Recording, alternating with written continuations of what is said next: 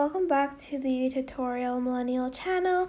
In this video, I am going to be showing you how to enable the music recognition feature in your iPhone.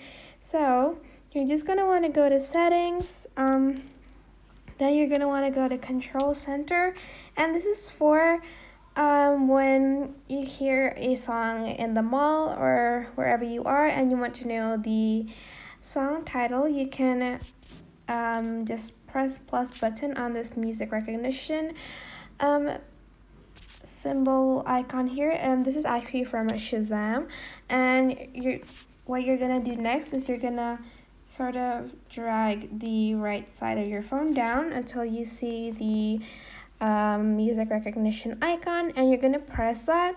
After I press this, I'm going to mute the music so you won't be able to hear anything I say, but it'll recognize the music and it'll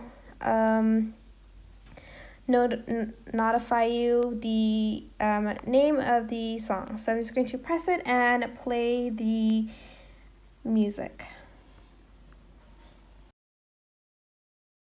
And as you can see, it notifies the music is How Deep Is Your Love by Bee Gees.